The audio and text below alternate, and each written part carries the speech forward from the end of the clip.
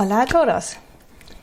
Today I want to show you a little bit more about the notes in todoListo. Well, notes. Note-taking doesn't sound very exciting. You can take notes on a piece of paper, you can take notes in lots of different note-taking programs. So yeah, why do we have notes in todoListo, and why can they, it's depending on what you want to put down, be actually more efficient, more effective than the notes you write down just somewhere. So the thing with notes is, well, why do we take notes? Because we don't want to have to remember everything. We want to put the things down so that we retrieve some information later when we need it. And that's the thing. Putting things down is usually very easy, but finding the information again can be a bit tricky. And in todoListo we have, well, tasks. You want to manage your tasks. And taking notes with your tasks means that you always have your notes in the right context. So whenever you really need them to do something, they are really attached right to the task. So you don't have to get them from different corners or have to find them. They're actually where you need them. So let's have a look at an example. So here's a very simple example to-do list, and you see some of the tasks on this list have notes.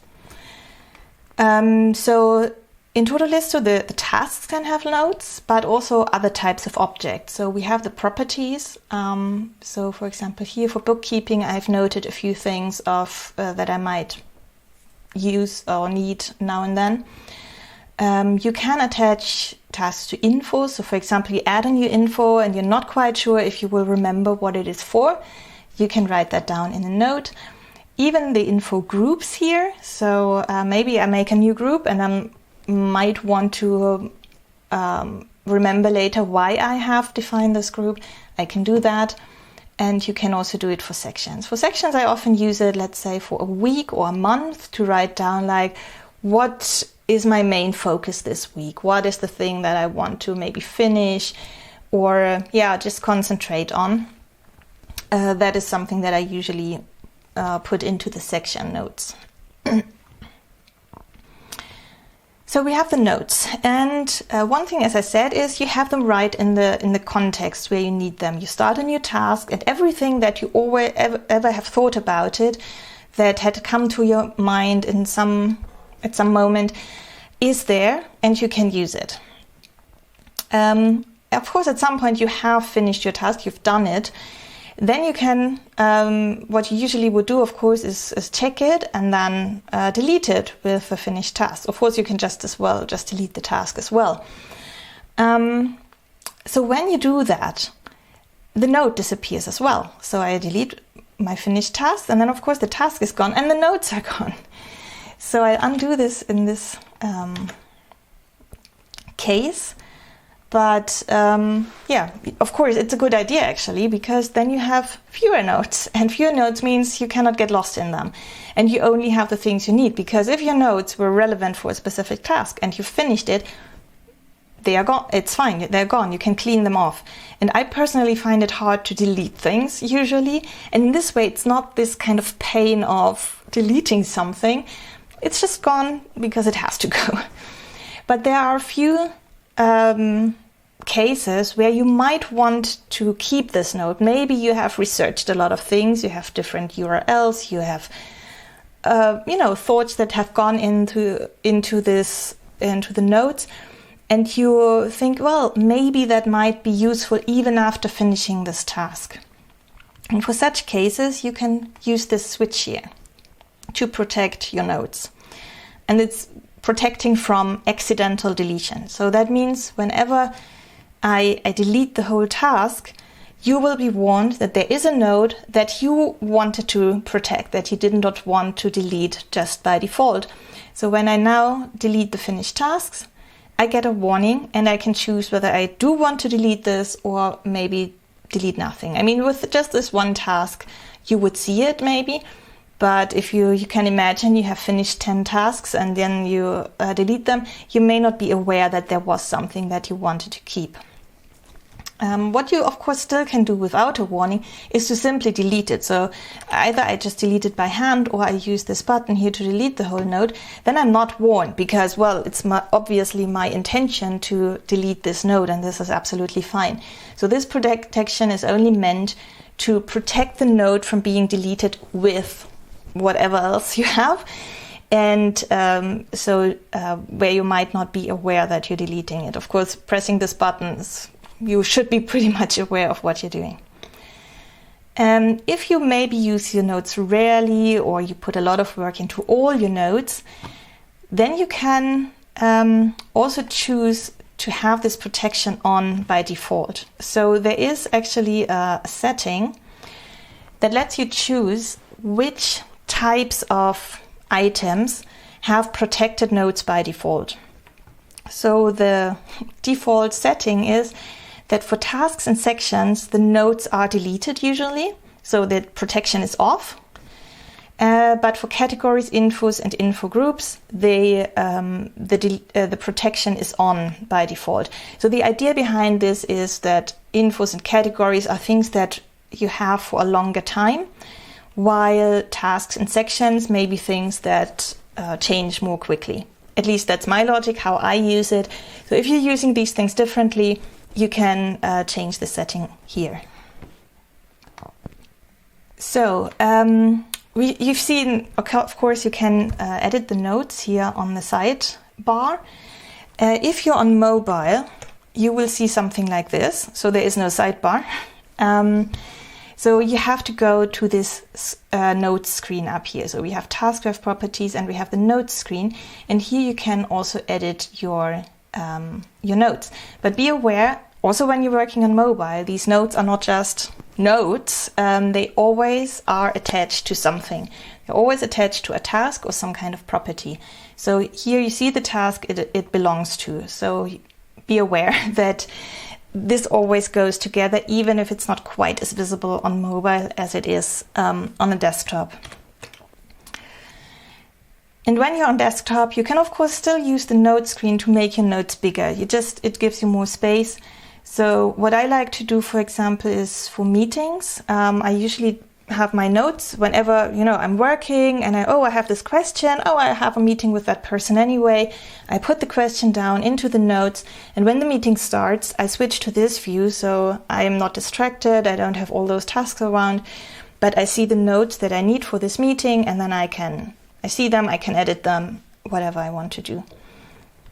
Something else that you can do on the notes screen is, especially on desktop, it's not possible on mobile, but on a desktop, you can also compare notes or copy things from one to another. So, for example, here I have a task that's called prepare presentation. So somebody has asked me to give a presentation. So I have a few ideas about what the title might be, or maybe some material that I could use in that presentation that I already have.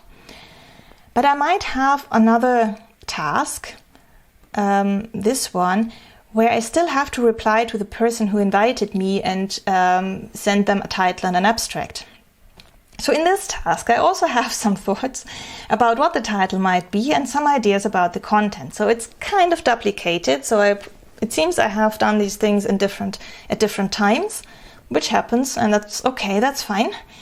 But maybe I want to mix them now. So I have them side by side. So maybe I want to decide on one of the title options. So maybe this is the one that I prefer. So I would copy it and put it as a title in here so that I give that person the right answer. And maybe I also, maybe I don't want to throw those away yet. As I said, I don't like to delete things. So maybe I keep the other options just as a backup. But I tell myself, okay, this is the one that I chose. And I could do the same with content, maybe write a little abstract here and now, and then really have it, maybe copy it to both notes or just keep it here. So I can really kind of merge notes and organize notes. I could actually even put those two into one task, so to get rid of one of the tasks. And this is one way of doing it, so I could manually merge the notes, but there's another way of automatic merging. So for example, here I have 2 tasks. I want to make brownies, so I have to do the groceries, I have to buy a few things, and I have to really make the brownies, I have to bake them.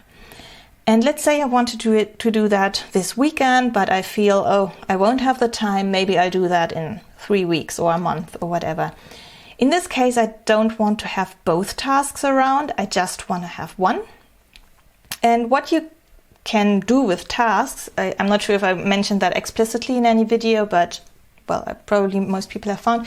So when I'm at a task, I have the cursor at the first position and I press backspace, then it will go up, of course, and merge into the other task.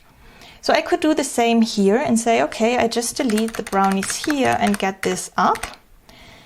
But both tasks have nodes, and the lower one even has a protected node, as I can see here. So now I can choose whether I want to keep both nodes or delete some of them. So in this case, maybe realistically, I would not keep this one because I would still figure out maybe the ingredients again, looking at the recipe, or maybe I want to keep it. So yeah, whichever you have selected here will be kept. And if you have selected both, they will be merged into one. So I say okay. And now I have this this one task for everything to do with my brownies. I have the ingredients and I have my recipe. So something else that I might want to do with my notes is to kind of secure them when I delete my task. So as I said before, so in this case the note is protected because one of them was protected before. And let's say I have done my brownies and I check them off and I would delete them, and then I see, oh, there was something that I wanted to keep. So I'm not deleting them right now, but of course I want to get rid of that task sooner or later. So what I can do is to go to the note screen, split it, and then choose maybe the category it was in. Maybe I don't want to use the private one, that's a bit too generic, maybe the hobbies category. And I want to just keep some recipes here.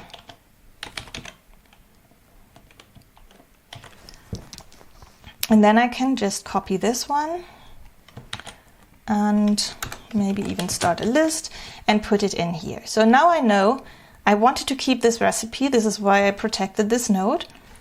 I got it in here now. And the category will stay for a while, and the category nodes are protected by default, so this is not going anywhere.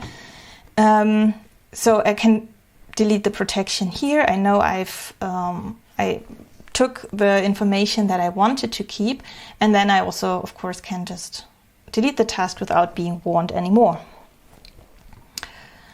Another thing that I could do, maybe with merging nodes, is, let's say I have these tasks here, which is building a search functionality for todoListo, which has been done by now, but back then maybe it was a task. And let's say I don't really find the time to do it right now, and there are 4 tasks, though that is quite a lot.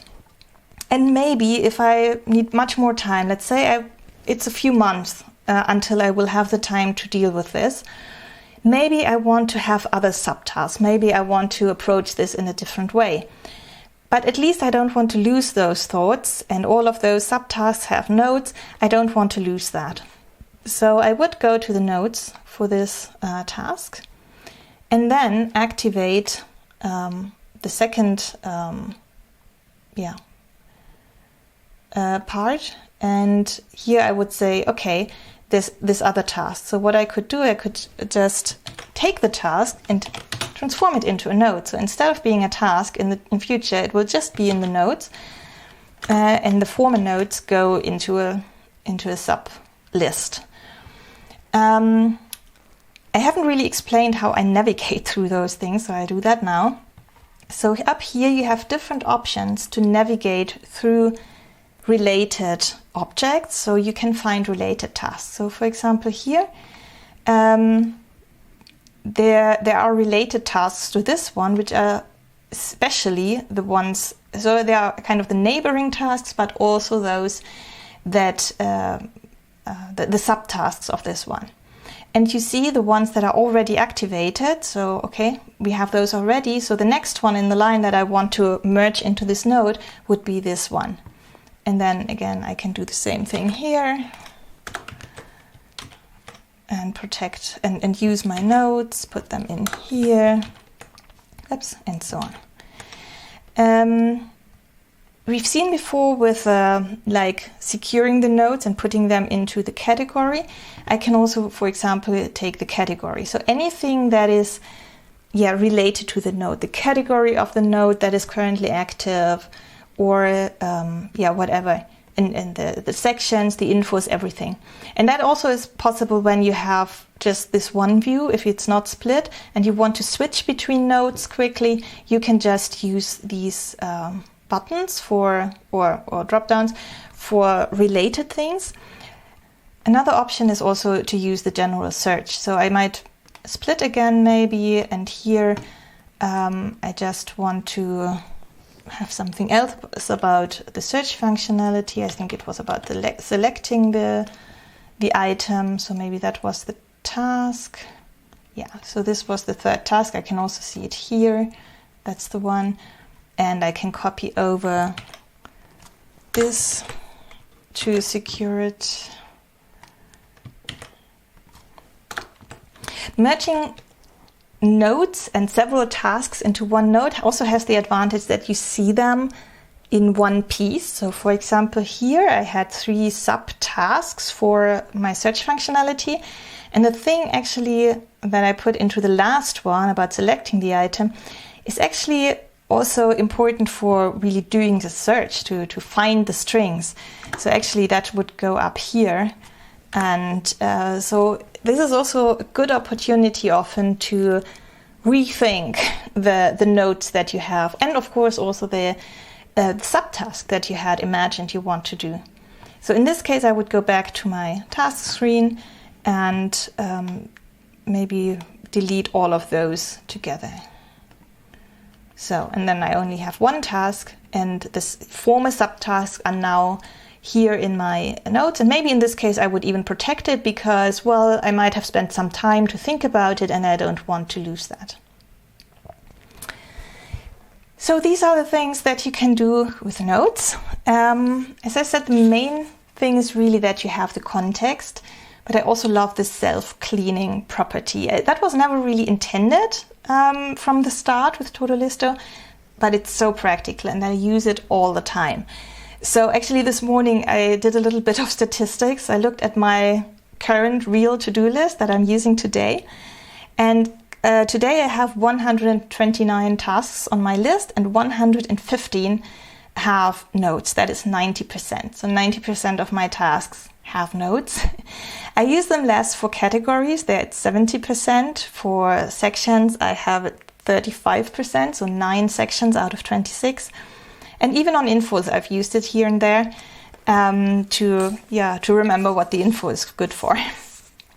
So I hope you also enjoy using the notes. Really try it. And the notes are really, just as everything else in todoListo, it is supposed to be dynamic. The whole point is being quick, of having change, and reflecting that change. You don't have to think the same things that you thought yesterday. You don't have to have the same opinions. You don't have to have the same plan of how to do your things.